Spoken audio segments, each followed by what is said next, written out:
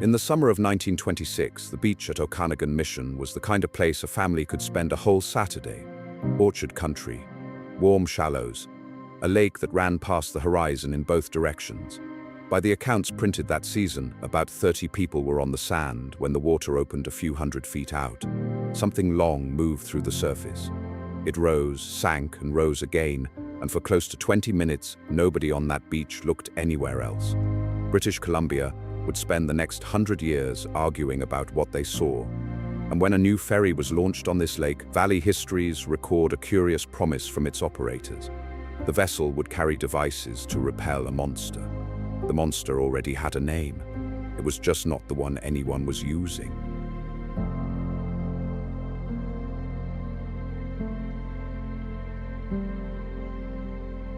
Okanagan Lake runs more than 130 kilometers down the dry southern interior of British Columbia, a ribbon of glacial water just over 230 meters deep at its deepest point. That is deeper than Loch Ness. It has frozen over completely only 8 winters in the last 110. Its water feeds the orchards, the vineyards, and the string of cities that hold most of the people in the British Columbia interior, which means that on almost any given day, somebody is looking at this lake. To the tourism posters, the creature said to live here is Ogopogo. To the Syilx people of the Okanagan Nation, it is aitkʷ. The two names do not describe the same being, and the distance between them is the real story of this lake. Long before there was a British Columbia, the Syilx Okanagan people knew exactly what lived in this water. The name they use is precise. Syilx language teachers break it down this way. The first sound means inside. The doubled root means very sacred. The ending means water. Put together, aitkʷ is less a name than a sentence. There is a sacred being in the water. In Syilx tradition, that being is not a predator patrolling a lake. It is the guardian of the water itself, the keeper of the lake and the river systems that feed the dry valley around it. Its home is the water near Squally Point, by the small hump of rock now called Rattlesnake Island, on the lake's western shore. The island is a bare, rocky islet of a few acres, and the water around it drops away fast into some of the deepest parts of the lake. The teachings traveled through aitkʷ, the body of oral stories that carries Syilx lore and history. In Syilx teaching, aitkʷ is not entertainment. The stories carry lore, land knowledge, and obligation, a record of how to live in a dry valley without ruining the water that makes it livable. A being that guards the lake sits at the center of that record for a plain reason. In the Okanagan, the lake is the difference between a homeland and a desert, and the teachings came with instructions. When you crossed the lake by canoe, you paid attention near Squally Point. You carried something with you, tobacco or a small offering, and you gave it to the water. Pat Raphael of the West Bank First Nation describes those offerings the way the tradition understands them, as acts of respect and thanks to a powerful being whose territory you were entering. Not a toll, not a ransom. The difference matters because the first newcomers who heard these teachings would get exactly that difference wrong, and the misunderstanding would follow this lake for a century and a half. Settlers began arriving in the valley in the mid-1800s, and they heard about the being in the water almost immediately. What they took from those teachings was not respect, it was menace. A story collected in later histories of the valley holds that in 1855, a settler named John McDougall lost a team of horses to the lake, pulled under, he said, by something below, and cut his canoe free to save himself.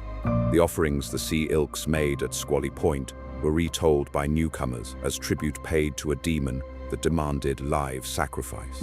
Pat Raphael of the West Bank First Nation is direct about where that version came from. It was a miscommunication between the early settlers and the Syilx, a guardian spirit flattened into a lake monster because the people doing the translating already believed in monsters.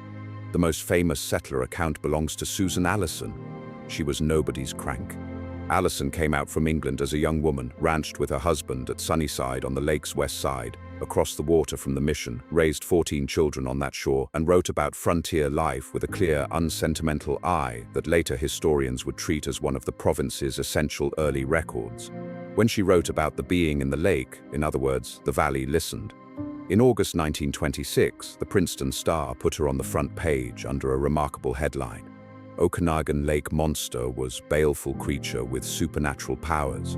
The paper reported that Allison had recorded the tradition in verse more than half a century earlier, and it printed her poem, "A small island all men dread. How could evil lurk beneath the calm lake's pellucid breast?" Later retellings date Allison's own encounter to 1872, watching from the shore as something moved against a storm.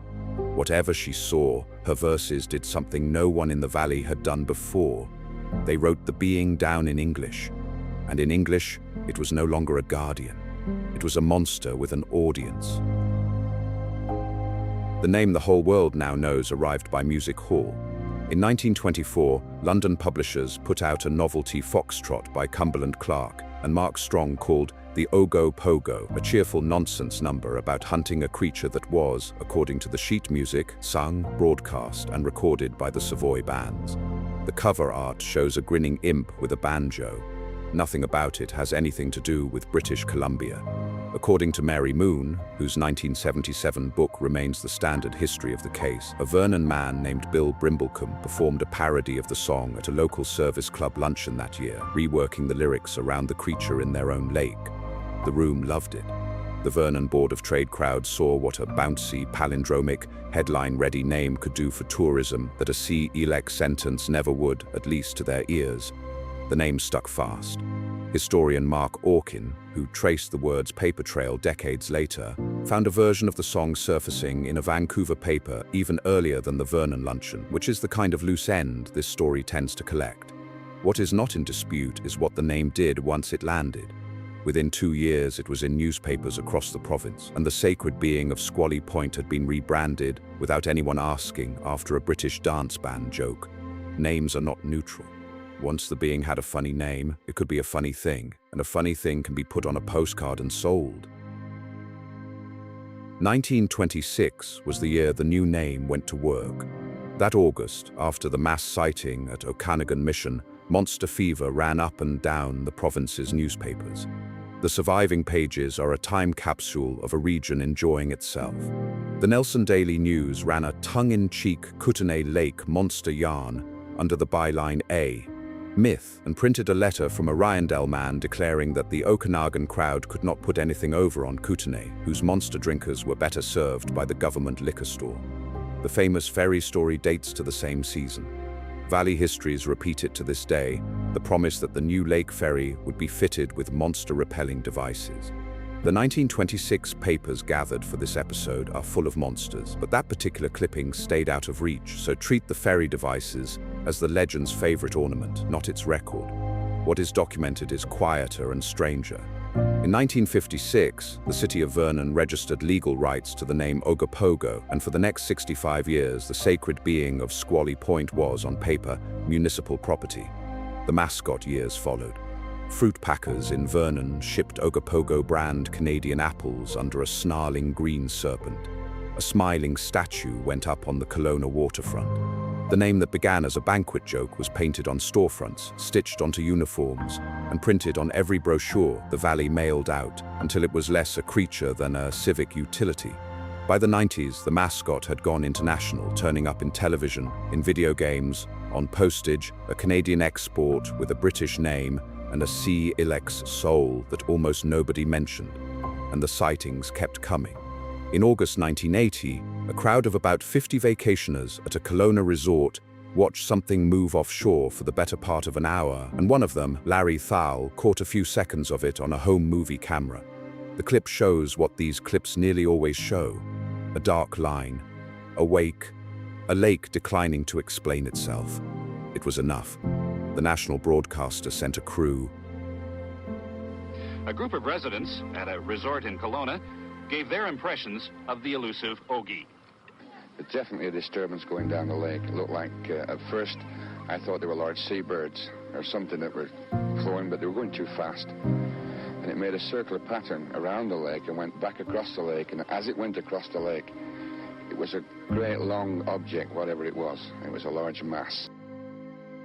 3 different claims share this lake, and they deserve to be pulled apart. The first is the Syilx tradition, which is a religious and legal record and does not stand or fall on zoology.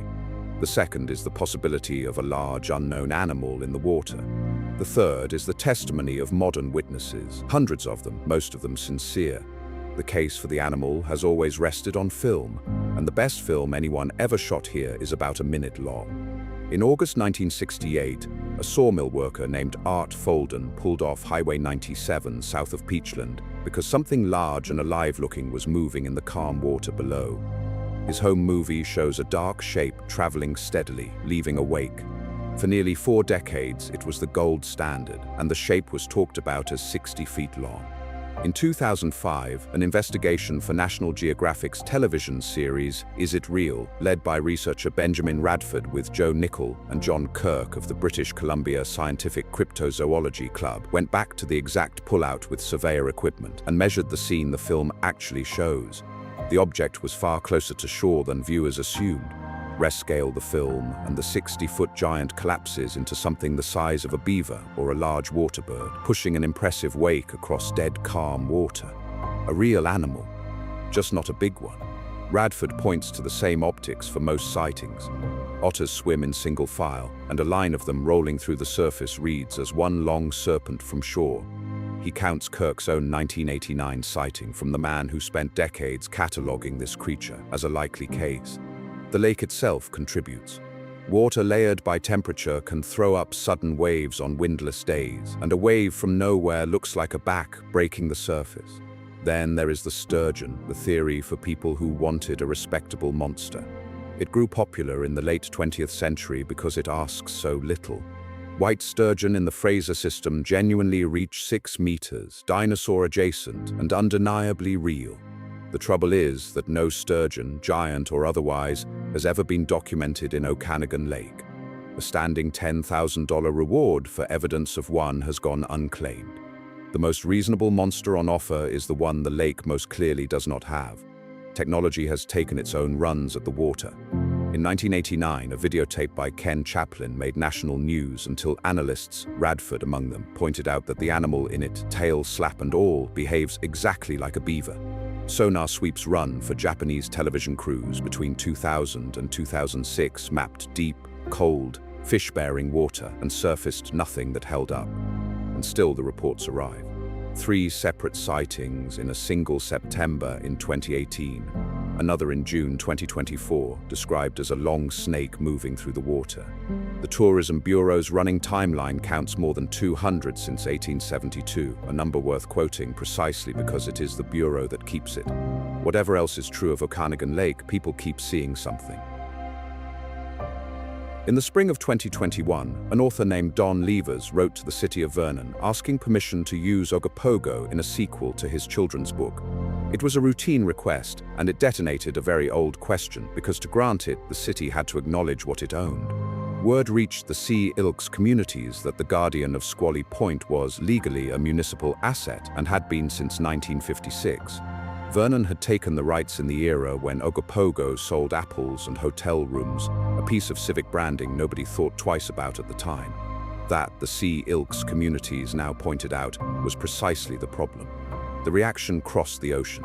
The Guardian covered the dispute under a headline quoting the Syilx side of it, like copywriting Moses.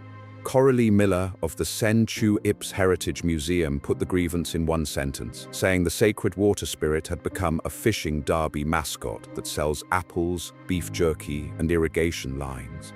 Vernon's council did not fight. In October 2021, after months of legal untangling, councillors voted unanimously to transfer the copyright, the trademark interests, and every commercial right attached to the name, all of it, to the Okanagan Nation Alliance. The price was a single Canadian dollar. A banquet hall parody had renamed a sacred being nearly a century earlier. A city had held the paperwork for 65 of those years. Now the name went home.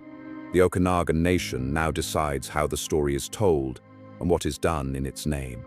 The statue still grins on the Kelowna waterfront, but the paper trail behind it finally points back across the lake to Squally Point.